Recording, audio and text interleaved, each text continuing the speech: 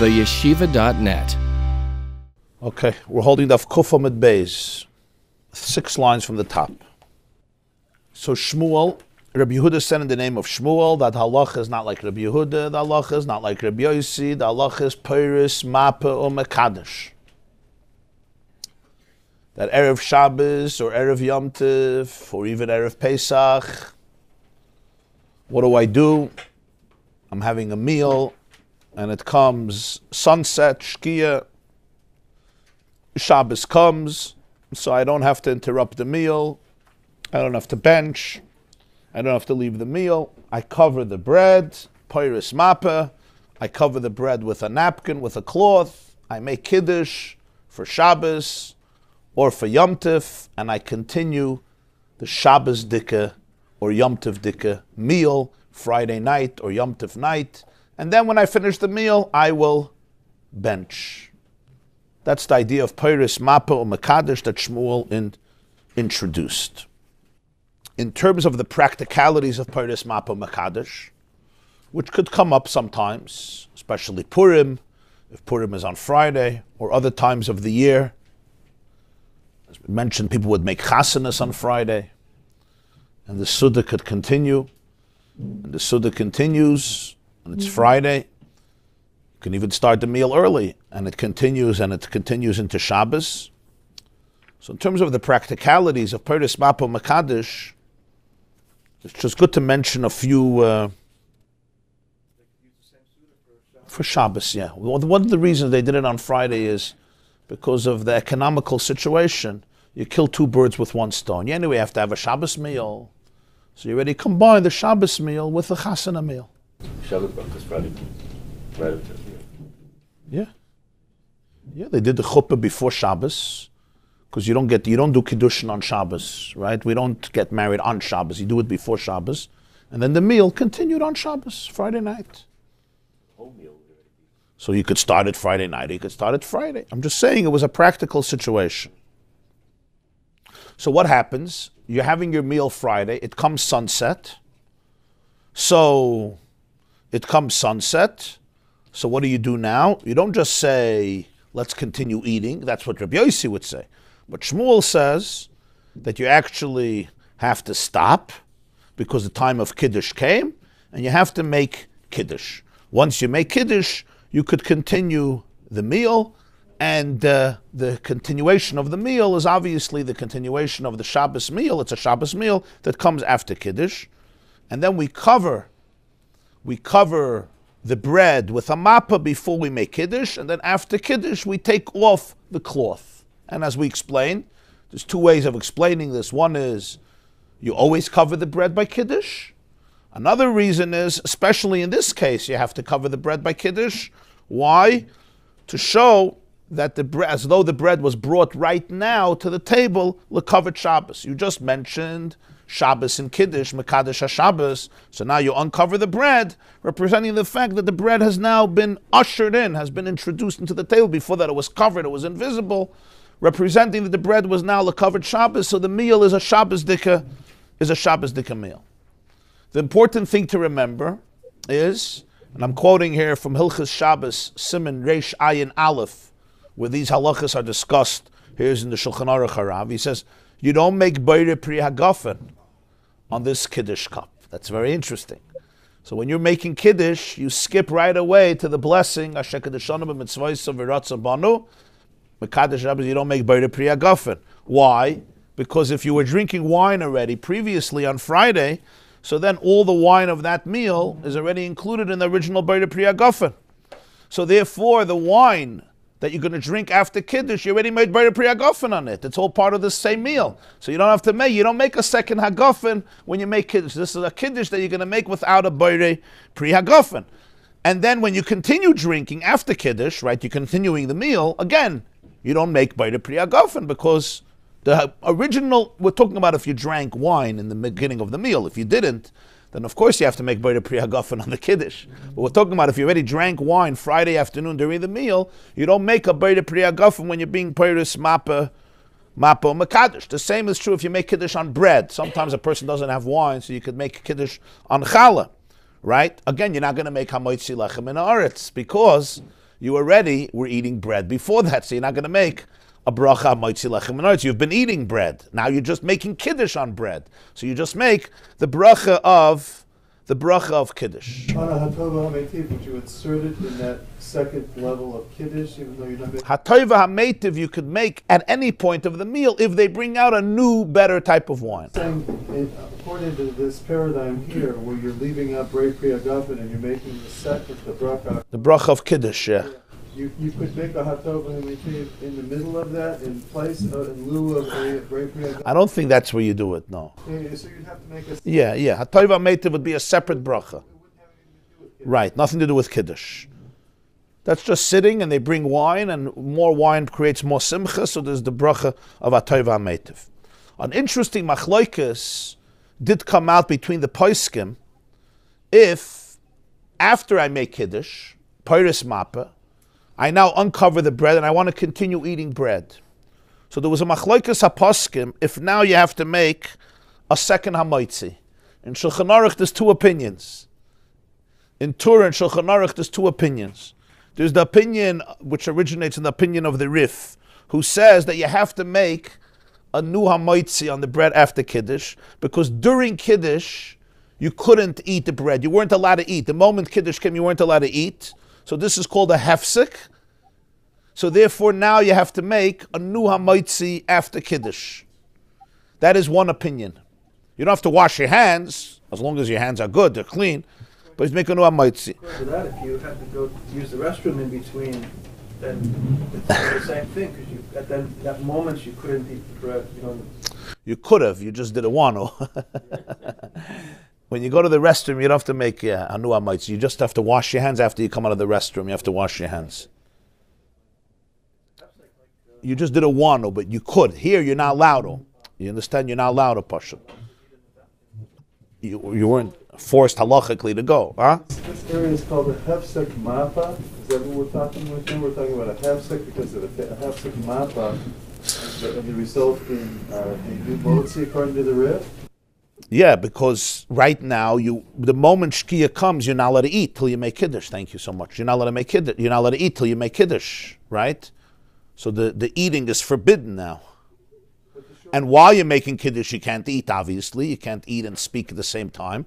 So that's why, according to this shit, it's called a hefsek, and you would have to make a second hamaitzi. But I should just say that the Shulchan Aruch brings a second opinion. This is the shit of the Baal HaMoyer and the Rosh, that you don't have to make another hamaitzi, because this is not called the end of the meal.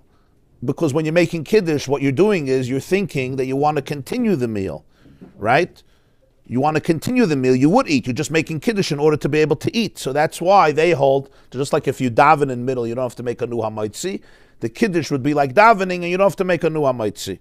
So there's mamish two opinions in Shulchan Aruch, and the halacha, as he brings in Shulchan Aruch Harav, from the Pesachim, from the Taz and the Bach, is Safek brachas lahakel, which means when you have a Safek to make a bracha, you're lenient and you don't make another bracha, so you wouldn't make hamaitzi. But he says, because of this, there are those, and he says a bal nefesh, somebody, I guess means somebody with a soul, somebody who's more spiritually conscientious, should be careful not to come to this situation because it's a huge debate, and therefore should stop the meal before shkia and bench before the time of Kiddush, so you don't run into these problems. Because Paris Mapo Makadosh, you run into this question, do you make a new hamaitzi or not, which is a huge machlokes between the Rif and the Baal HaMoyer, and the Shulchan Aruch brings two opinions. Do you make a new hamaitzi? Don't you make a new hamaitzi? So you're allowed to do it, and lahalacha we say Safek brachas lakel, you just continue eating without a new hamaitzi, but this was a big debate, and it was never clearly resolved, and that's why he says, Kol Bal Nefesh, somebody who's conscientious spiritually should try to avoid it, if possible. Okay. Why there is always, when there is a Havdalah from Kol to Kiddush or Kiddush Kol, is Yain is first? What's the... Why wine? The secret of wine. That was the first thing Adam tried. I think so, right? That's what it says. Adam was supposed to make Kiddush on the Eitz Hadas. If he waited 3 hours, yeah? It was 3 hours before Shabbos. Another problem, just to mention, it's just good to know, another issue with Paris Mapo Makadosh is one more issue, and that has to do with the following case. if somebody tells his friend, it's already sunset, he says, let's bench. Give me the cup and let's bench. Whether it's before the time of Kiddush or after the time of Kiddush, before sunset or after sunset. So the moment a person decides to bench, it's called, you put your mind off drinking anymore because you said let's bench. So now when you make Kiddush, if you decide to make Kiddush, you have to make a Beirei Pri Hagafen. Because since if you just make Kiddush without interrupting the meal, you don't have to make another Hagafen. But if you tell your friend, let's bench, right? Then you will have to make a Beirei Pri Hagafen because in your consciousness you interrupted the meal, you were about to bench, and now you're making Kiddush. You're not benching, you're making Kiddush, so you would have to make a new Beirei Pri Hagafen. The same is true if you washed Mayim Achronim. It's all the same thing. If you're preparing for benching, you wash Mayim Achronim, you would have to do it. If you wash Mayim Achronim, then even if you're making Kiddush on bread, you'll have to make a new Amoitzi, because that's called a Hesach Hadas, not only for drinking, but even for Achila. You have to do some math. I mean, if you think to yourself, that's fine. That's fine. Yeah, but if you wash Mayim Achronim, right? It's you did an action, then you have to make a moitzi even on the bread. If you're going to make Kiddush on bread, you're going to have to make a moitzi. Okay? And if you made Kiddush on a cup of wine, and then you're going to eat bread, you'll of course going to have to make a moitzi on the bread because you did Mayim Achronim. So that's called Hesach Hadas from the previous meal. And therefore, over here there'll be no question that you're going to have to make a moitzi on the new bread that you eat after Kiddush. Now, generally, once we wash Mayim Achronim, it always says it's a good idea not to continue eating and drinking. Even if you're going to make a new bracha, right? It's better not to, because once you did Mayim Achronim, even if you're going to make a new bracha and then you're going to do a new Mayim Achronim, nonetheless, we usually say once you did Mayim Achronim, you should try to bench. But here, we're not going to tell him to do that. When a person does Mayim Achronim, they already did Hesach Hadas from the Suda. Now your wife brings cheesecake, right? You already did cheesecake before Mayim Achronim, so you have to make a new bracha. Or you decide you want a cup of coffee, a cup of tea. So was the first cheesecake before Mayim Achronim? Even if you made a bracha on the first cheesecake, you have to make... So you would make if it wasn't... Right. Or new cholent or kugel, whatever. Yeah, after Mayim Achronim, it's Hesach Hadas. Before Mayim Achronim, so it depends if it's a dessert or not a dessert. But even if you already... If you're going back to the regular meal, once you did Hesach Hadas, you'll have to make a new bracha. Whatever it is, right? Whether you're drinking or you're eating. Okay, so now you'll have to do a new bracha, and then you'll do Mayim Achronim again, and then you're going to bench. Right? So in this case here, where you're being Paris Mapo Makadish, if you did Mayim Achronim already, and then you did Kiddush, after Kiddush, you're going to have to make a new bracha. You're going to now continue eat bread. There's no question you're going to have to make hamoitzi, and you're going to have to make hagafen on the Kiddush. Where if you didn't do Mayim Achronim, you just continue the meal. You're not making any new brachas. You're just continuing the meal. But we're not going to say in this case, oh, you did Mayim Achronim, bench, and then make Kiddush and start a new meal. Usually we'll say you did Mayim Achronim, bench. Don't start eating again, bench, and then you want to eat later, you'll eat later. Here we're not going to do that. It's better to make Kiddush and eat something rather than bench and then make Kiddush. Why? We're not going to suggest now, once you did Mayim Achronim, to bench and then get it over with. Because here, again, you come into a lot of halachic problems. And let me describe to you briefly the halachic problems. Issue number one. There is a shit in the Rishonim, again, the Rif and the Rambam, and again, it's the first opinion in Shulchan Aruch, that when you say benching, you should make hagafen after the benching and taste it, and then not make a second hagafen on the Kiddush. Let's say Shkia comes, right? And I decide, I don't want to be Paris Mapo Makadish. I'm going to bench. What do you do now? You bench. You have a cup of wine. What do we do after benching? We make hagafen, we drink a cup of wine. Could you drink this cup of wine? Think about it. But you have to make Kiddush first. So you're stuck. All right. If I bench Friday afternoon, it's not a problem. You can still drink a cup of wine. But since I'm benching after sunset, so now I bench, right? What do I do now? I make hagafen after benching and I drink a cup of wine before Kiddush? What do I do? So there's a shitta, the Rif, the Rambam. The first shitta in Shulchan Aruch. Do benching, make a Bayir Pri Hagafen on the cup, drink it, and now when you make Kiddush, don't make Bayir Pri Hagafen on the Kiddush, because you already made Bayir Pri Hagafen on the benching. Don't make a new Bayir Pri Hagafen. That's one opinion. There's another opinion, a second opinion that's brought in Tur, and that is that you're not allowed to drink. You're not allowed to drink the cup of benching, because it's Friday night, and you didn't make Kiddush yet. You're not supposed to drink before Kiddush. So therefore, what do? Bench and leave the cup of wine and do not drink it. On the contrary, you'll make Kiddush, and then when you'll finish Kiddush, you could also drink the cup of wine from benching. And by the way, you can't use the same cup for both, because benching and Kiddush is completely two different creatures. This is a one type of Kedusha, it's another type of Kedusha, it's completely disconnected. Einos and mitzvahs, chavilas, we don't put it together. So according to this opinion, you'll bench, leave the cup of wine, make Kiddush on a new cup of wine, and then drink also that other cup of wine. So this is a big machlokes. What do?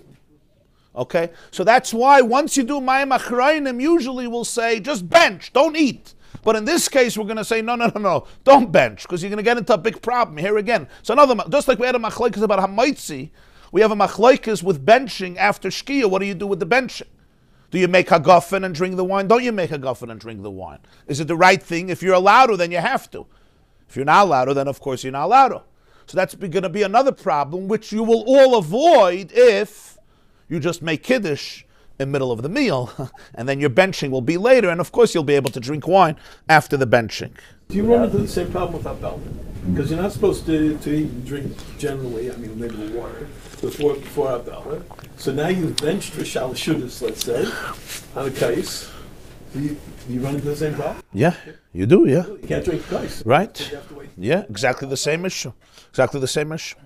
Even if a person is eating himself, and therefore he does benching without a cup of wine, yourself, you don't need a cup of wine. A cup of wine you do, some people with 3 or with a minion. But if you're eating yourself, so you don't have a cup of wine, nonetheless, it's still an issue. Because even if you bench and you're going to make Kiddush right after benching, there is an opinion.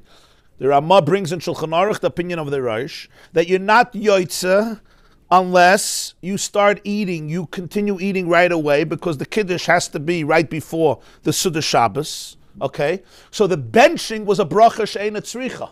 It was an unnecessary blessing because you should have benched after the second eating. So that's a whole new problem. A whole new creature comes in now. If I bench and then I make Kiddush and then I have to eat right after Kiddush because the Kiddush is supposed to be before Suda, so retroactively my Birchas HaMazon was like a bracha levatala. Because it's like I'm in the middle of a meal and I know I want to continue eating. I say, no, I'm going to bench. and then what are you doing? You're eating. You're making Kiddush now. So they have a whole new problem with benching. Again, all after Shkia, when you're going to make Kiddush and you're going to eat and you're going to eat again. Didn't we say we fixed that with the third coast? I thought it was benching. No, we're talking about a whole year. I'm saying that here there's no way to fix it. Right. So because of all these problems, we try to avoid this. The way to avoid this is not to bench, but to continue the meal, even if you said, let's do Mayim Achrayim, and you're going to have to make Kiddush, and make Hagafen, and make Hamaitzi, much better option than benching and then making Kiddush. First of all, you have an issue with your cup of wine. Second of all, you have an issue b'chlal with benching, and therefore try to avoid it. So these are some of the halachic intricacies when it comes to Paris Mappa or Makadosh, if you were planning to do it this coming Friday. What about Minchmar? It's a natural situation. You do that after. Mincha you have to do before. Mincha you have to do earlier already.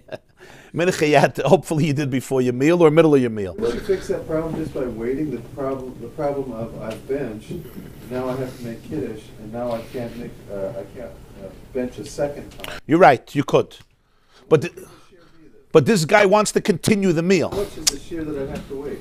30 minutes? Well, according to one opinion, the Kiddush itself has breaking a break.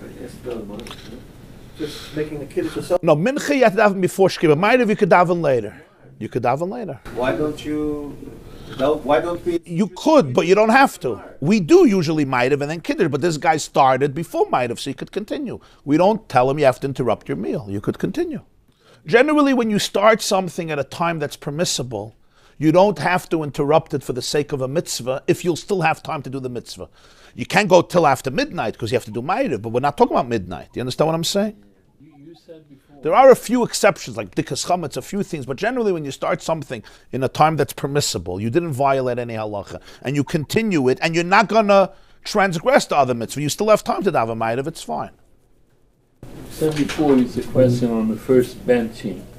What about this? Where I grew up, this was a very common issue, Peres Mapa Mekadesh. I'll tell you why. The Lubavitcher Rebbe used to fabring, whenever Yom Tif was Thursday, Friday, Shabbos, he always had a big fabrang in the second day Yom Tif before sunset. Every Yom Tif, Rosh Hashanah, Sukkot, Shmini Atzeres, Shavuos. The second day before sunset would come down for a meal, like an afternoon, so to speak, a shalosh shudas like, and fabrang. So they would always worked. You'd wash before Shkia, sit for a few hours, close to midnight. Sometimes he would sit, bench, daven Ma'ariv, Havdali, would give out Koshel Bracha, wine, and that's how it was every year. The issue was, let's say Shmini Atzeres was Thursday, Simchas Torah was Friday, and then Shabbos was Shabbos Beis. And he always had his fabrang in the second day Yom Tif. If the second day Yom Tif was Friday, so you would start Friday afternoon, which is fine, it's before sunset, but it would always go after sunset. Right? So some years he would say, okay, Shkia is coming, so nobody should eat anymore, or should say L'chaim anymore, because it's Shkia, right? But there was always a question, Peiris Mapa Mekadesh. Sometimes he said, let somebody be Peiris Mapa Mekadesh, and if you Peiris Mapa Mekadesh, right, cover the cake, cover the challah, cover the cake, somebody would make Kiddush, and it was good. After sunset, somebody would make Kiddush, and everybody could continue. If you were Yotze the Kiddush, you could continue eating, and you could continue eating cake, you could continue eating challah, you can continue say l'chaim, drink wine, whatever it is, and then afterwards bench, and then daven Ma'ariv. So this was a very... and one year, the person that Paris Mapa Mekadesh got confused with these halachas.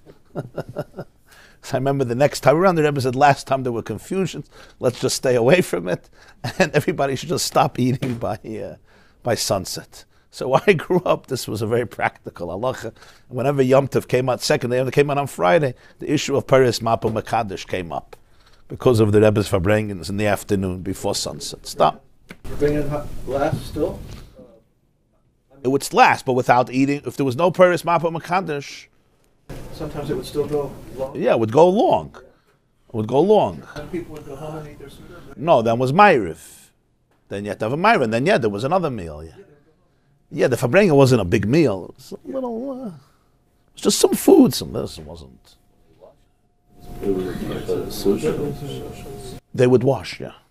Yeah, but only then. Only the second day Yom Tif, the Rebbe would wash. It was the only time the Rebbe would wash in public. The second day Yom Tif, he would wash in public. The only time of the year. Never, only then.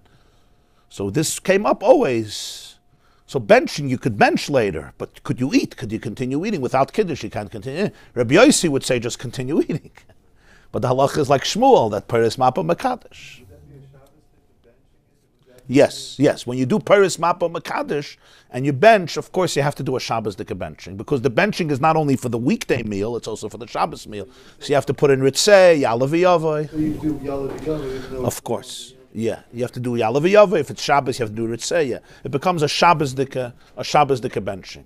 Yeah. According to Rabbi Yossi too, even according to Rabbi Yossi, who says you don't have to make Kiddush, you just continue the meal, but when you're benching, right, it's a Shabbos dika meal, so you have to say Ritzeh, and then you'll do Kiddush after. I'm talking even according to Rabbi Yossi. Certainly if you say Paris Mapa Mekadesh. Okay, so these are some of the interesting halachas of Paris Mapa Mekadesh, where you're connecting the weekday meal and the Shabbos dika meal. So it's a very fascinating scenario in halacha, but as we see it could run into some complications in terms of hamaitzi. Do you make a new hamaitzi? Big machlokes in Shulchan Aruch. In terms of if you bench after Shkia, and could you drink the cup of wine? And can you make right away a Kiddush afterwards and then eat a meal? And doesn't the benching then become a benching in vain? These are the different complications that you could run into with Parshas Mapa Mekadosh. One that you always run into, even if you're a good boy, is do you make Hamaitzi after Kiddush when you continue eating the challah? That's a big problem, which has not been resolved. It's a huge machlokes of Rishonim and a machlokes in Shulchan Aruch itself. Two opinions: do you make a new Hamaitzi after the Kiddush? Hagafen you for sure don't make, right? Because you already made Hagafen, but do you make a new Hamaitzi? Is it called a hefsek or not called a hefsek? Now, continue, yeah? There's one opinion that said that when Shkia comes, then you can't eat, you can't drink, so that's a hefsek. So you could rely on that hefsek to bench, because it's good to bench, you say extra bracha. But after Shkia to bench, you run into problems, that's what I'm telling you. Do you drink the cup of wine after benching? Big machloikas, okay? Before Shkia, it's great to bench, no problem. But once Shkia comes, now if you bench, could you drink the cup of wine afterwards? Some say yes, some say not. You understand? If you're going to make Kiddush right away also and eat, then becomes a question, why'd you bench? You knew you wanted to eat. So you have to just be cautious with these issues. If you did it already, we say Safek Brachas Lahakal. Safek Brachas Lahakal means we go lenient, meaning if you have a question or not, you don't. Like by Hamaitzi, you don't make another Hamaitzi. That's what the Taz says. La halacha, you don't make another Hamaitzi. Seems like the shir I asked about would be the shir from Ar. Perhaps, yeah. Yeah, I'm not sure, yeah. So then the Gemara brought the story of Rabbi Bar Rav Huna, that he ended up by the Reish Galusa, and they brought out the challah before Kiddush, and what he did was he covered the challah by Kiddush. He didn't say put back the challah, he covered it, and then he made Kiddush. And from here we have the aside that during Kiddush, the challah should not be there. Either it physically shouldn't be there, you should bring it out only after Kiddush, or, as Tosfos says, in our cases, we have big tables, and it would be such a schlep to bring it out after Kiddush, at least cover it during Kiddush, and we discussed the three reasons. Reason number one of the She'iltos is that it should be visible that the meal is coming in honor of Shabbos, and that's why you do it after Kiddush. Reason number two is for the man, and reason the man was covered from both sides, on both sides, top and bottom. Both brought in Tosfos, and reason number three brought in the Rosh, in the name of Yerushalmi, not to embarrass Shlayira Bushtoi, not to embarrass the bread, who is being pushed aside for the sake of the wine, unlike a whole week where the bread is given precedence to the wine, but here we give the wine precedence to the bread because we make hagafen first, and the bread may feel shame, and thus we cover the bread. Very fascinating concept that the Chazal felt that bread could be embarrassed. The expression in the Rishonim is shalayira bushtoi. It shouldn't see its own shame. It shouldn't face shame. You would think a piece of bread doesn't get embarrassed so fast. I haven't heard of bread going to therapy because it's been abused and embarrassed throughout all of its years in school. Happy for the friend Yain. Right? The Yain finally, a whole week, the Yain comes second. Finally, Yain got first. But apparently, they were so sensitive that even embarrassing a piece of bread became such a powerful issue. And that's why we have to cover the bread. And I guess it's a great lesson for people, right? Yeah. Become a sourdough. Yeah, well, to eat sourdough may be good, but not to become a sourdough, yeah. I once had a story. I was somewhere for Shabbos, and the man made Kiddush, and as he started to make Kiddush, he discovered, lo and behold, and please nobody fall off your seats, he discovered, lo and behold, that God preserve us and protect us, that as insane as it may sound, the challah was not covered. The challah was revealed. So who does a good husband blame? He blames, of course, the foundation of the house. So he asks his wife, why didn't you cover the challah? She says, no, just cover it. I mean, well, how long does it take to cover challah? He says, you were supposed to cover it. So she's like, what's the big deal? Just cover it. No, this is your job. Why didn't you cover the challah? So she said exactly what he had to hear for his self-confidence. She said, stop being a baby. It's exactly what a man loves to hear about himself. So he lost it. And I was starving. I haven't eaten all day, and I had to speak soon. And I saw these guys, this is not going to work. So I said, you know what? I'll cover the challah. I have no problem. I'm fine. I know how to cover challah. I have special meditations. Yeah, special training to cover challahs. And I covered the challah, trying to make Kiddush. He was furious. I realized there's some issues there. And on the way to washing, I tell the guy, you know, it's very inspiring how frum you are. You're such a religious person. I'm much inspired. You're so medactic and covering the challah. I mean, it's such a source of inspiration to me. That's such a small detail of halacha. You're so into it and you're so passionate about it. And I'm just wondering, do you know the reason why we cover the challah? Do you know the reason? He says, what's the difference? This is the halacha. I said, I know it's the halacha, but what's the reason for it? He says, what's the difference? You have to do it. I said, I'll tell you the reason. I happen to know the reason. And I said, one of the reasons is, I told him the Rosh says from Yerushalmi, not to embarrass a piece of bread. That's why you cover the challah. So in the name of not embarrassing a piece of bread, you embarrass your wife in front of Shabbos, in front of God, in front of your children, in front of your guests, in front of yourself, in front of her. And you consider yourself religious. You consider yourself religious. In the name of covering the challah, the whole purpose of covering is not to embarrass a piece of bread. In the name of not embarrassing a piece of bread, you embarrassed your wife publicly, and you think you're frum. You think it's the right thing to do. Did you get invited back ever? You got a lot of food. It was in front of the challah too. I didn't say it publicly. I said it privately. But this is important. Sometimes this is when a person doesn't have context, when a person doesn't understand what's going on. They pluck out a law, and the law becomes everything, and they don't understand what it's all about. And then in the name of doing that law, they're doing the exact opposite of the whole concept of the halach, like in this case. And the person in his own mind thinks he's completely righteous, he's completely holy, he's doing exactly what God wants. So this is the third explanation why Rabbi Bar Rav Huna demanded and asked that the challah should be covered when he was in the house of the Reish Galusa, where usually it's not. It happens to be that my wife, from her mother's house, learned that the challah has to be hot. I didn't grow up like that. Our challah was always cold. When I got married, I realized that my mother-in-law keeps the challah in a warmer, and the challah is mamish, side by night, side by day, very, very hot. It was a new thing. So my wife keeps it in the warmer as long as possible. So just by nature, she brings it out only after Kiddush, when we're ready to wash. And between Kiddush and washing and there's guests, there could be a long a hefsel. Everybody gets their act together and washing, and there's usually a few fights in the house in between. It's a great time for fighting. So the challah comes out after. So there was somebody in my house not long ago, and I was making Kiddush, and there was no challah on the table. He says, how could you make Kiddush without challah on the table? I said, why can't I make Kiddush without challah on the table? He says, what do you mean? You have to have challah on the table and cover it. I said, it's exactly the opposite. The way it used to be was that they used to bring out the table after Kiddush. By Kiddush, there was nothing. There was just a cup of wine. They brought out everything afterwards. Tosfos says that today the tables are big, so you could bring out the table before and have it set up before, so you shouldn't have to do it afterwards. But essentially, you don't have challah on the table, fine. So it's sort of the issue of the shame of the challah, the issue of showing that you're bringing it out in honor of Shabbos after Kiddush is actually much better. Isn't there an issue about buses for the lifter that you want the challah on the table to... Okay, so you can have a siddur.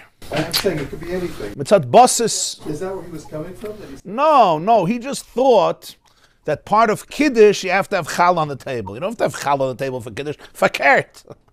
Fakert, you see here that they didn't have challah.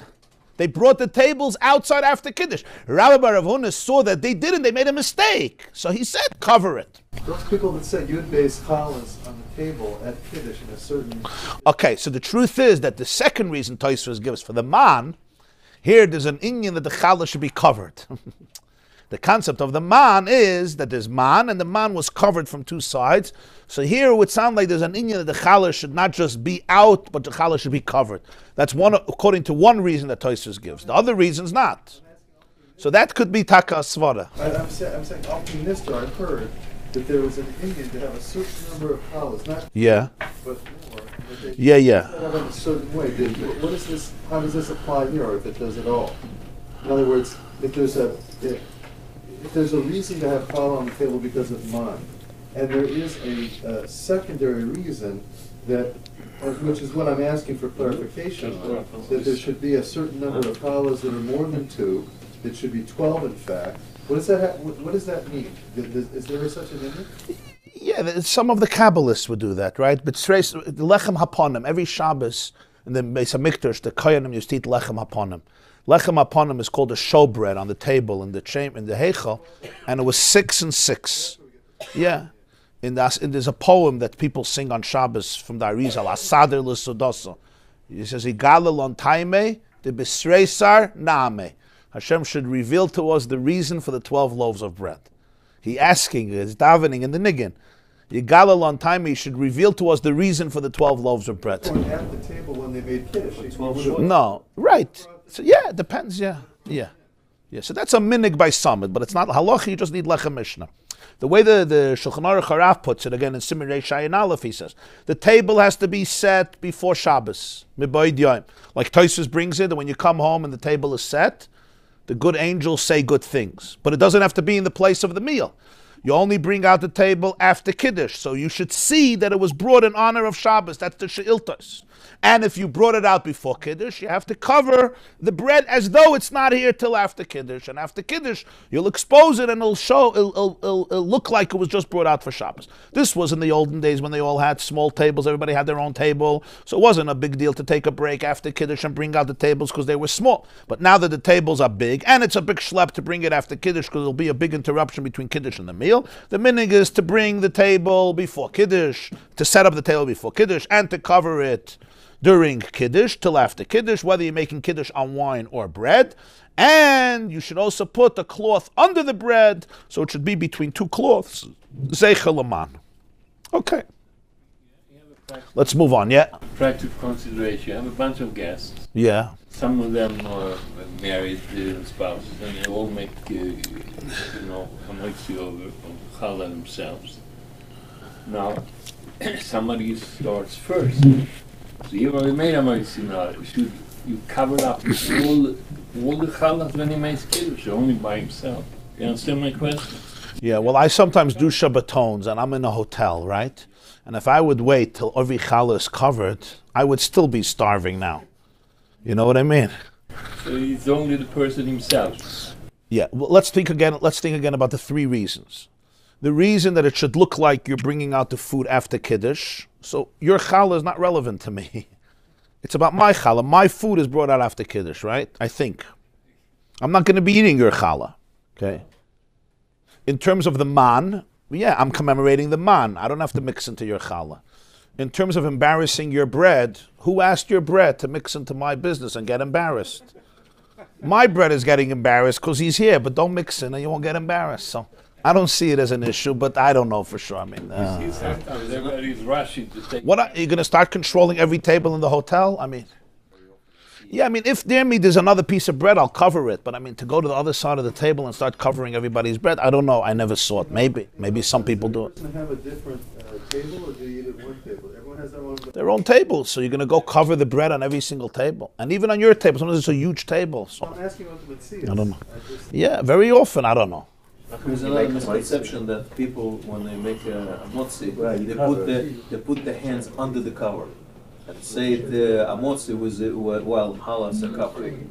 So where is this coming from? That I don't know. It's brought in Pesachim to put the 2 hands on the bread, but under I don't know. It doesn't have to be covered when you make a motzi. It has to be uncovered. Opposite. Fakert, you uncover it after Kiddush. I've seen it also. People leave it covered. Yeah, I saw the people cover. I was shocked. No, it says you put the hands on the challah. Yeah. What means that a bread should be embarrassed? What is that? Bread get embarrassed? What's the? He's not first. It's a food. It's not a. But it's the most important point. It's the most important. So we have this concept of Chaim when they were walking. You could say it trains us in sensitivity, A, and B, today it's not so certain that trees and bushes and plants and grains don't have awareness. You see with the Kohanim in the Beis HaMikdash. Saying. People talk to plants. It's not, there's a lot going on beyond what meets the eye. I'm not telling you that bread needs therapy, like people, but everything has a lot of energy inside. There's a lot of energy. The Gemara, the Medrash says that Ein lecha esav milmata, there's no blade of grass, she'ein loy mazel milmayla hamaka v'oima loy gdal, that tells it to grow. In other words, there's a spiritual energy in everything, what you call a mazel or a sar. Even scientifically, in any physical matter, as dead as it looks, there's a whole life in it, right? There's billions, trillions, sextillions atoms moving around. There's a whole force, there's a whole chiyus there. So there's a consciousness. So there's some level of consciousness, even if it doesn't meet the eye. Verstehst du, was ich sag? Why should we care about it? Because it's our world. We're all connected. We're all part of one. It's like one organism. It's a guf gadol, huh? A level of sensitivity. He's embarrassing himself, but like. Yeah, we're all connected. There's a food chain. Everything gives and takes. The universe is one. Hashem Echad means the whole universe is one. We're all. It's like why your right arm cares about your toes, or your toes care about your heart. It's one entity, one cohesive entity. Same thing, yeah. That's the idea of Hakaras HaTov, right? Like Moshe didn't want to strike the Nile. Over there he got a direct favor from it. Here it's even if he didn't get a direct favor. I mean, I guess you're eating the bread, you're saying. You're eating the bread, you're benefiting from the bread, so be sensitive to it. Yeah. Rashi brings a number of times this concept. Such a miracle bread.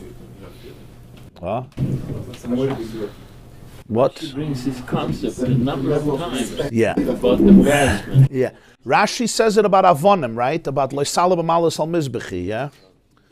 That you shouldn't expose your body in front of the rock. So Rashi says, Ma dach Avonim, that don't have a displayed feeling, you're still sensitive, kol shekein, your chaver, who's b'dmus yotzrach, in the image of, right? So Rashi doesn't, so first of all, it's a lesson for us. And second of all, it just demonstrates that we're sensitive even to a doimim, even to inanimate objects. I'm saying what seems like inanimate is not so inanimate. The difference of doimim tzemeh, Chaim Adar is in his galus, what's revealed. On a deeper level, there is a lot going on even in a doimim. And certainly a tzemeach, even though now it's not tzemeach anymore, it's bread, so it became a doimim. When you make the monsey, covering the challah or not covering the challah? That's what he asked. Once you make a monsey, you put your hands on the bread, so you take away the cover. The cover is before. Already covered when you're making the monsey. I don't know why. You put your hands on the challah. It says you should put your hands on the challah. Yeah. Yeah. Everyone they pass it around to everyone. Well, you don't want to delay extra time. If you're going to leave the cover on, then after the bracha, you have to remove the cover. It's an extra hefsek. We even make a sign on the challah, right? Some people cut a little bit or just make a sign. Why? To diminish the time of partition between the bracha and eating. So to have the cover on and then remove the cover, I don't understand the... Maybe there's a minig somewhere. I mean, I don't know about it. Could be there's a minig by some for a special reason. I don't know. Could be, I don't know. I don't know about it, but could be there is. I have to research it. Such a minig dafka to be covered to hold it when it's covered and then take off the cover after the bracha. It could be. I have to research it. I never heard of it. Could be it's brought. I have to look at it. I just don't remember. So the Gemara says weiter. Tani chade, right? 1, 2, 3, 4, 5, 6, 7. 6 lines from the top, Kuf Hamid Beis. Tani chade, we learned a brayse, shavin she'ein maschilin. There's a situation where Rabbi Yehuda and Rabbi Yossi both agree that you don't begin the meal, even though they argued about Erev Shabbos before Mincha. Can you start eating or not? Can you have a meal Friday afternoon? They argued about it. Rabbi Yehuda said no. Rabbi Yossi said yeah. And they also argued when Shabbos comes in, do you have to stop your meal or not? Rabbi Yossi said no. Rabbi Yehuda said yeah. There's a place where they agree. Shavin she'ein maschilin. You don't begin. V'tan Yidich, we have another brayse, Shavin Shemaschilin. There's a case where they both agree that you could begin eating. What does this mean? Says the Gemara. Bishlema the Tanya Shavin Shein Maschilin, Mashkachas La Be'erev HaPesach. The idea that sometimes they both agree you don't have a meal in the afternoon before Mincha, they agree, Erev Pesach. Even Rabbi Yossi agrees on Erev Pesach that you're not allowed to eat Samach LaMincha. You're not allowed to have a meal at around 3 o'clock in the afternoon, from 3 till the night. But when do they both agree that you're allowed to start having a meal on the eve of Shabbos and Yom Tov in the afternoon? Rabbi Yehuda says clearly you're never allowed. Emas, when Enem Erev Shabbos, Hamiflik Pligi, it can be Erev Shabbos. Rabbi Yehuda argues. He says you're not allowed. Like Kasha, kan koidem tisha, kan lachar tisha. Brisa is talking about when you start eating before 9 hours, before the end of 9 hours of the day, meaning before 3 o'clock p.m. Then Rabbi Yehuda says you're allowed to start eating, let's say 2 o'clock, Friday afternoon, 1 o'clock, 12 o'clock. Rabbi Yehuda agrees. You're allowed to have a meal then. You could start eating, and if you start, you could continue, because once you start, when it's permissible, you could continue till it's dark. Khan, the Brisa, he says you're not allowed to, is la'achar tisha, if you start after 9 hours of the day. If sunrise is 6 o'clock, meaning from 3 o'clock and on, then Rabbi Yehuda says you're not allowed to. But they both agree, if it's earlier, Junior, there's a class. If it's earlier, then there is a class. If it's earlier, then you're allowed to. Says the Gemara, fascinating question. The people who heard Kiddush in the Shul.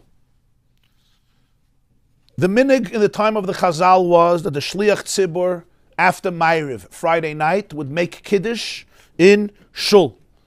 I'm sure some of you have been to communities, right, where some Shuls still do that. Friday night after davening, they will make Kiddush. Why? Why? You're going home to eat. Why are you making Kiddush in Shul when they're not having a meal in Shul? It's not like a beginning of a meal. So he says, those who make Kiddush, who hear Kiddush in the Shul, Kiddush doesn't mean they made Kiddush. They heard Kiddush. Or the Shliach Tzibur, the Chazan who did Kiddush. Amar Rav says, fascinating, Yidei Yayin Lo Yatsu, Yidei Kiddush Yatsu.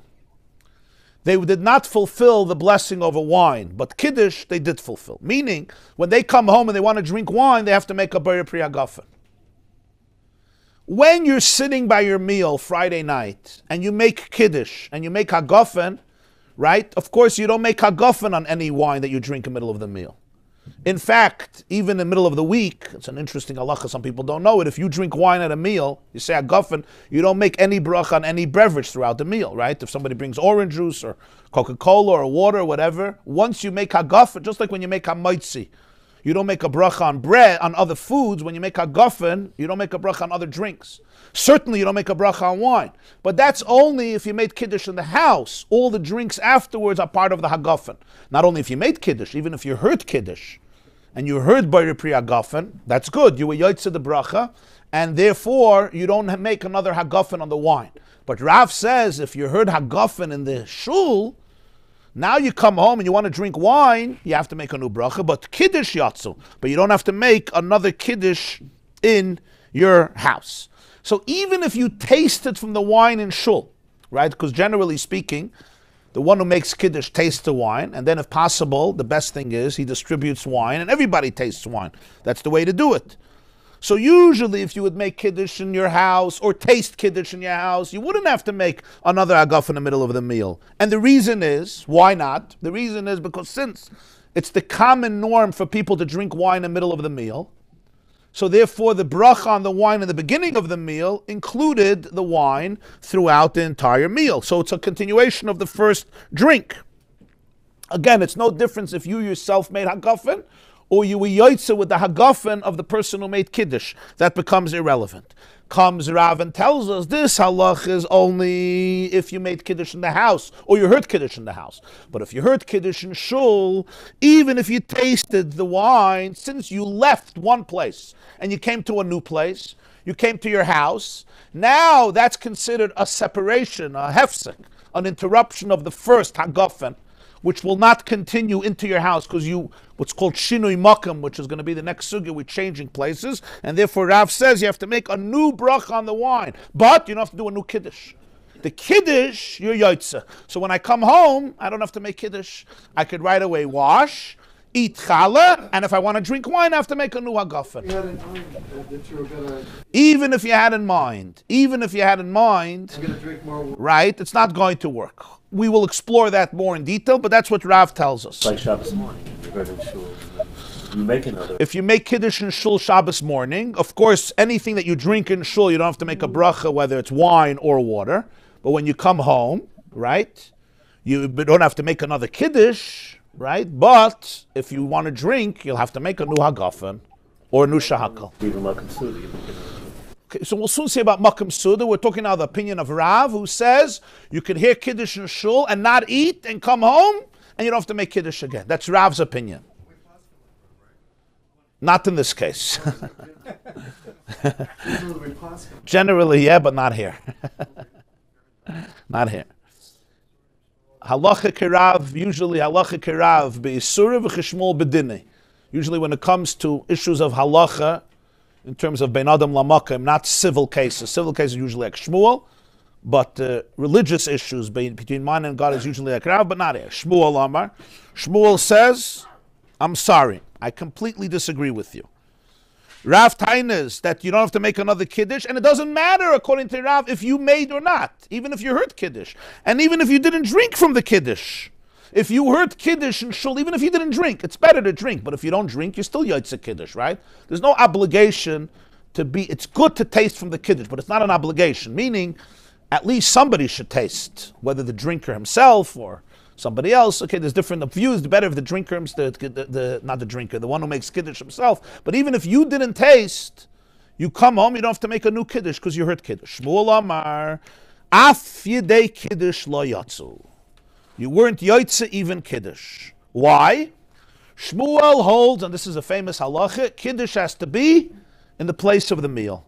Since we didn't eat in Shul, so therefore the Kiddush of Shul does not have consequences. I come home, I have to make a new Kiddush, even if I made Kiddush in Shul. Even if I'm the one who did it, I'm the Chazan, I'm the Shliach Tzibur. I come home, myself, I have to make a new Kiddush. Not only a new Hagafen, a new Kiddush. And of course, when I make a new Kiddush, I make a new Hagafen, then I don't have to make another Hagafen during the one. So in Shul, if you made a Zionist, then... We're not talking you made a Mezainis. We're talking about the Friday night Kiddush in Shul, there was no Mezainis. In the morning, if you made a Zionist, you don't have... If you started the meal in Shul, then it's good. But we're talking here, there was no meal. Right. Oh, if you bring a table in, is that considered Malcolm Kiddush, Malcolm Suda? If you make Kiddush at home, and you bring a table in like they used to do. Yeah, that's fine. It's the place. It's the room of the meal. Yeah, it's the room of the meal. So you bring it from another room. Right. Yeah. The implications. You're in your dining room without a table. You bring a kitchen in. That's what Yeah. Now here's important to take a look at the Rashbam. The first Rashbam on Kuf Aleph Amud Aleph. Afidei Kiddush Lo Yatzu K'deperishon Taima Lekamei Ein Kiddush Ela B'Makom Suda. Kiddush must be in the place of the meal. Why? The Ksiv, fascinating. The Pasuk says in Yeshaya, Perik Nun Ches, we say this, many say this, Shabbos morning before Kiddush, the verses that some people say before Kiddush, we say this. V'karasa la Shabbos oineg. What does it mean, V'karasa la Shabbos oineg? Usually it means you should call out to Shabbos oineg.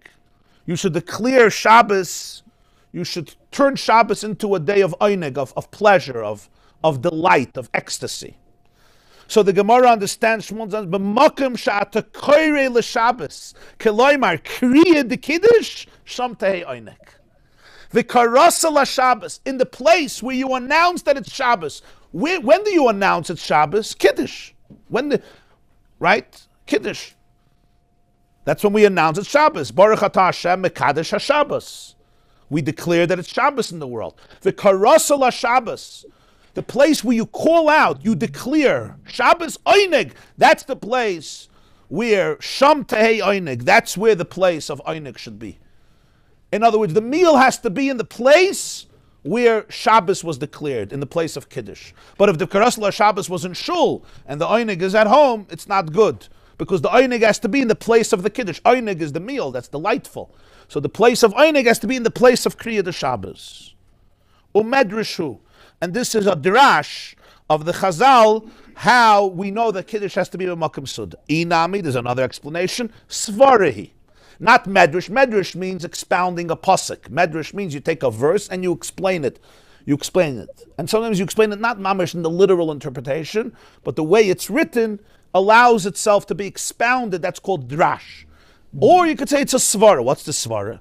Mi de ikve kiddush alayayin. Since the Chazal established that you have to do kiddush over wine, kiddutanya lekamon zechreu alayayin, mistama alayayin shebeshah suda hukva the chashav. When the Chazal said you should make kiddush over wine, so probably they meant you should do it in the place of the meal, because the main chashivus of wine is during the meal, the chashiv. So when they wanted, you shouldn't just make kiddush. In other words, kiddush is a biblical obligation. It says Zachar es yom Shabbos lekatshe. You have to remember Shabbos and sanctify it. You have to verbally articulate the praise of Shabbos. Remember Shabbos and sanctify it. That's the idea of Kiddush. But you can do it verbally. The mitzvah of using wine, that's a rabbinic mitzvah. It's a rabbinic mitzvah. So the question is, where should this wine be? So the svara is that the Chazal wanted, you shouldn't just do it on a cup of wine somewhere, I go outside, I take a cup of wine. You should do it as part of the wine of the meal, because that's the wine that's chashav. They wanted you should do it over wine, because wine is a staple. When is wine a staple? A meal. So just to take a cup of wine, go to the park, take a cup of wine, make kiddush, or go to a basement, make kiddush, it's losing the vart, it's losing the significance of it. This is a svara why it has to be b'makom sud. Which, by the way, I once saw, I think from Rabbi, one of the big poskim says that when we finish Ma'ariv, we say Good Shabbos, Good Shabbos, Good Shabbos, that's a fulfillment of Kiddush min HaTorah. Some say that's a fulfillment of Kiddush min HaTorah. Good Shabbos, you're Zocher, you're praising Shabbos, you're extolling Shabbos, etc. But the mitzvah, the Rabbanan is to do wine. So there's two different ways of understanding this chiyuv. So that's why Shmuel says the Kiddush of Shul doesn't do the trick. You have to redo Kiddush at home. According to Rav, then why do we do Kiddush in the house? What's the issue? Just do it in Shul. The answer is, you're right, you don't have to do it in your house, but generally you have your children and your family are in the house. So even though you were Yotze Kiddush, but they didn't hear Kiddush, so you make Kiddush for them. According to Shmuel, the opposite question. Why are we doing Kiddush in Shul? According to Rav, it's not a question why we're doing Kiddush in Shul. Because anybody who doesn't have a family, anybody who goes home to their own house without a family, they won't have to make Kiddush again. So I understand why, according to Rav, we make Kiddush in Shul. Unless you have a family, for you yourself, if you're eating by yourself, if you're a guest somewhere, right? And you have your hotel room with your food, you go to Shul, you hit Kiddush, you don't have to make Kiddush again. That's a big benefit. But according to Shmuel, it's worthless. You anyway have to make Kiddush, even if you're yourself, because Shmuel says you're not Yotze Kiddush. So why do we even do it? So the Gemara answers, sometimes there's guests who eat and drink and sleep. Ganu means sleep. They dwell in the Shul, or near the Shul, as Taisva says, near the Shul. Because sometimes in a shul you're not allowed to eat or drink or sleep, but in the rooms near the shul, so therefore they're going to be there, so you make kiddush for them, because by them it's going to be b'makom suda, they're not going home. But you're right, if you're going home, you're not going to be yotze. V'az the Shmuel, the Tamei, Shmuel follows his shitta, the Amar Shmuel, ein kiddush ela b'makom suda.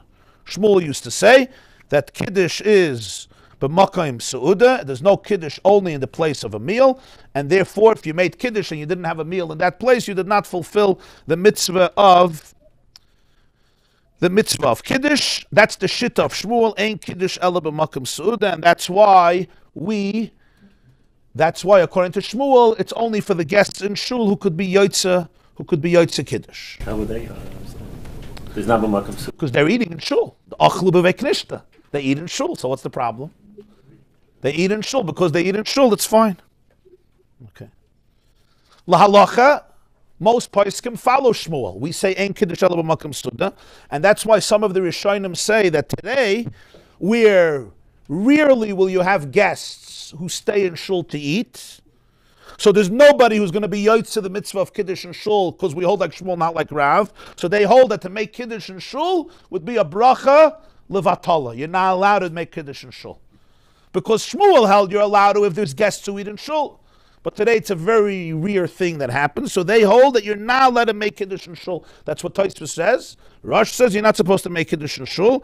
And that's why in Shulchan Aruch, the halach is to better not make Kiddush in Shul. And as it says in Shulchan Aruch, that's the minhag in Eretz Yisrael. However, I should just say that already other Rishonim say that the fact is that the minhag remained. They write themselves that in many shuls they continue to make Kiddush Friday night. And some of the Rishonim say that since the takana of the Chachamim was to make Kiddush in Shul for the guests, so even when the circumstances changed, the takana was not obliterated.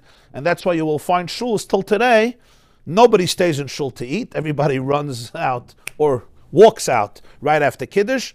But still, Bizman Hazeh, even if there's no guest, there's room to make Kiddush. That's what some of the Rishonim say. The Ran, Rabbeinu David, Meiri, Maram Chalva, they say already in their times they saw shuls that make Kiddush because the takana of the Chazal was not obliterated. And indeed, in Chutz La'aretz, many kehillas still make Kiddush, right? Although it's brought that the person who makes Kiddush, the Shliach Tzibur, shouldn't taste the wine because he's not fulfilling his obligation with this Kiddush. And you're not allowed to taste before Kiddush, and that's why you'll see many shuls, they'll give a child the wine because he's not fulfilling his obligation. Again, we're following Shmuel, not Rav. Okay, let's just finish this piece another minute. The Gemara says, Savru Mina, they understood from Shmuel, Hanemili Mibayis Labayis. This is only true from one house to another house. That's what they understood from Shmuel. What if it's from one place to another place in the same house? It wouldn't apply. That's what they understood. In other words, let's say I make Kiddush upstairs, and then I come downstairs. They thought that Shmuel would be fine with that. That's what they thought. Amar Lu Rav Anan bar Tachlifa, Rav Anan the son of Tachlifa told the yeshiva boy, the yeshiva students who understood this, wrong. Many times I was standing in front of Shmuel. Where? On the attic, on the roof. When it came the time of Kiddush, he went down from the roof. La'ara is to the ground floor. And then he would make Kiddush. In other words, we see that even in the same house, you don't say Kiddush b'makam su'udah if the Kiddush is not in the same place. That's what I saw by Shmuel. That at the time of Kiddush, never did it happen that Shmuel made Kiddush where he was and then came down for the meal. He always made sure to make Kiddush downstairs. That means if you make Kiddush in one room and then you go to another room of the house, you will have to make a second Kiddush. And sometimes in houses, I remember I was once in Ireland and I went to a house and they made Kiddush in one house, in one room, and then they went in completely to a different room and started the meal. But as the Gemara says, Kiddush b'makam su'udah doesn't only mean same house, it also means the same room in the house. Okay? We're talking here about two separate rooms in the house, like the Gemara says, the ground floor and the attic. But if it's two corners of the same room, it's not a problem. Sometimes you have a huge dining room, you make Kiddush in one side of the dining room, it's not a problem to go to the other side of the dining room and eat there. And the reason is because it's still called Makam Suda because it is the same room. So it's nothing to do with the floor. Like if you have 10 rooms on a floor, right? It's still no good. Right. The same halachas like bruchas. We're going to get into that in a moment. And the Gemara says, "Va'af Rav Huna savar ein kiddush ala b'makam suda." Rav Huna agrees. Also, like Shmuel, ein kiddush ala b'makam suda, and he says, "The Rav Huna kaddish." One day, one Shabbos, Rav Huna made kiddush. V'isakru le shraga. Before he started to eat, shraga is the candle. The candle got uprooted, meaning the candle fell and got extinguished. Okay, now remember, when there's no candle, it's pitch dark. It's not like by us, the candles go out. There's still a lot of light. So Reb Huna is now pitch dark. Va'ayli le lemane lebegnane de Rabbi Brei. Reb Huna had a son, Rabbi. Rabbi was getting married. The minhag then was that Sheva Brachas, they had like a special canopy where the chassan and kala would spend time and eat their meals. So Reb Huna went in, the Ailile Lemane, they took his kalim, his cutlery, his dishes, and they brought it in Lebeignane to the chuppah house of Rabbi Brei, of Rabbi, his son, who got married. They brought all the cutlery of Reb Huna into that canopy. The have a shraga, because over there was a candle. Shraga means a candle. The Kaddish, and he made Kiddush again. The Toyim Midei, and then he ate afterwards. after his second Kiddush. Alma, what do we see from here? Kasavar, he holds, Ein Kiddush Ella b'makim Seuda. And he couldn't eat where he made Kiddush because it was pitch dark. And he went to a new place, to the chuppah of his son, to the canopy of his son, Rabbi, and he made Kiddush a second time. And it's not a bracha levatala, because the first Kiddush didn't work because he couldn't eat, because right after the Kiddush, it became pitch dark. So we have Shmuel, we have Reb Huna. Af Rabbi Savar and Kiddush Ela b'makim Seuda. Rabbi is the third one who agrees. The Amar Abaye, who is Rabbi's nephew and student, and he raised him. Abaye was an orphan, and his uncle Rabbi raised him, his father's brother. He said, Ki avina beimar, when we were by the master, ki hava mekadosh, when he would make Kiddush, and then we all wanted to go home after Kiddush. What happened? Amaloni would tell us, Ti'imu midi, make sure you eat here. Don't just run home after Kiddush. Why? Dilma adas lisulu shpiza. By the time you get to your house where you're staying, misakru l'chushraga, the candle will have been extinguished, and therefore you won't be able to eat there. So you won't be able to make Kiddush in the house where you're supposed to eat, because you won't be able to eat there because it'll be pitch dark. And basically what will happen is you won't be able to make Kiddush there, and you won't be able, you won't eat there because it's pitch dark, so you can't make Kiddush. And you're going to think you heard Kiddush already because I made Kiddush, but you weren't Yotze with my Kiddush. There ain't Kiddush because there's no Kiddush only in the place of the Suda. So Rabbi was telling his students that I'm telling you to eat after Kiddush. Why? Not only because you're going to come to your hotel room or to your house where you're staying and it's going to be pitch dark and you're going to be starving because you won't be able to find the food, or it's not going to be comfortable to eat and you're going to go hungry. That's not the only point. Now, even if you say, okay, I'm going to be hungry, what's the big deal? I'll eat at another time. That's not the issue. The issue is not just you're going to go to sleep without eating. That's not the problem. The problem is something else. You're not going to be Yotze Kiddush. You're not going to do the mitzvah of Kiddush, because if you don't eat there, you can't make Kiddush there. And if you can't make Kiddush there, you're not going to be Yotze Kiddush, because my Kiddush doesn't work for you, because ain't Kiddush ala b'makom Suda.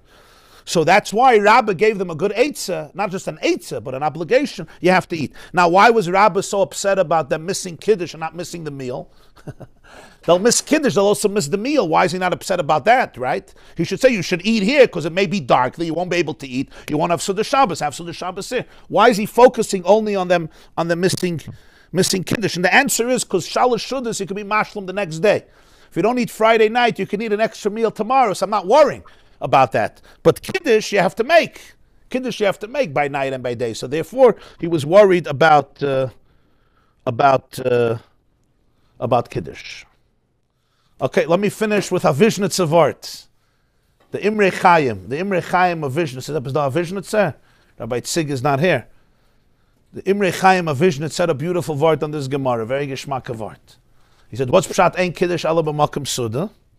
Ein Kiddush ala b'makom Suda means you have to make Kiddush where you have the meal. So it also represents a certain philosophy in life. There are people that in Shul, they're very, very holy. In Shul, they're very holy. When they come home, when they come to work, here they become a little less holy. In Shul, they close their eyes, they scream Nagdishach, Nekadesh, Keser. They're very, very holy. But when it comes to the real world, the world of food, the world of physical pleasures, the world of business, here they could backstab and cheat and deceive and lie and be unrefined. They come home and they could turn into an animal. So the halacha says, Ein Kiddush ala b'makom Suda. The only Kiddush that we recognize is a Kiddush that is in the place of the meal. Not just Kiddush and Shul, and then you go home and you become a Chaya. The Kiddush that Yiddishkeit recognizes as a Kiddush in sanctification that permeates the meal. It's in the place of the meal. In the same place where you eat and drink and enjoy life. Over there the Kiddush has to be. And he says that's what Rabbi was telling his people.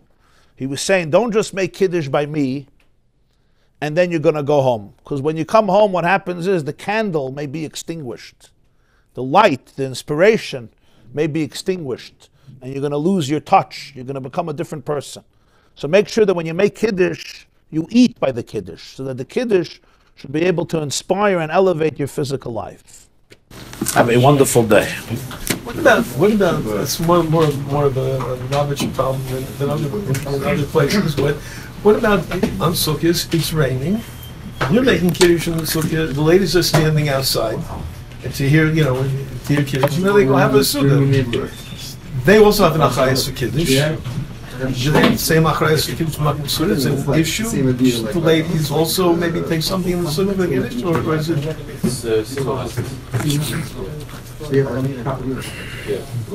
Interesting question. You're saying it's a Lubavitch problem because of the rain. Otherwise, everybody's eating in the house. It's not an I hear issue. you. It doesn't bother us. Everything we eat, Sukkot time, we're in the Sukkot. We can eat anything, even a glass of water, in the Sukkot. You have more tsar eating outside. It's an interesting question. So if the two rooms, if you could see one, then it's fine. You're saying if they're going to a completely different section and they didn't eat anything, so l'chayra they have to make a new Kiddush. Would seem to. You have a good point. You have a good point, yeah. I didn't think until we cut. I didn't even. It didn't. It's a good order. It's a good order, especially in these climates. Right. Let's say the Kiddush, the sukkah's outside, and then they go to the dining room to eat. Right. And it's a completely different room. It's not near the sukkah. You can't see the sukkah, so l'chayra they will have to make a new Kiddush. You're saying. Yeah, it would seem. Point well taken. Yeah, it's a good point. Unless they eat a little bit with their husbands. That would be the ideal answer. It's like a shmaka gemara. Eat the whole Suda. You understand the Kiddush b'makom Suda? Tell me The highest Kiddush b'makom Suda. So, it's great for them not to eat the The synagogue I was brought up in held very much to that. And we're not alone. There are making other Kiddush in the Shul very nice. And they made it very convenient for people. They made the same time for davening all year round. And a man or a woman could make the Kiddush. Yeah. And it might be on challah, or it might be on wine. And then they had a lot of nice whole. I think the young Israels all do Kiddush Friday nights. No, I see all the young Israels, right? Yeah. Yakis do it. All the Ashkenazi shuls, right? Washington Heights. Vina shul also? I remember. Not with food. We had a whole. If you have food, it's fine. This class is brought to you by theyeshiva.net. Please help us continue the classes.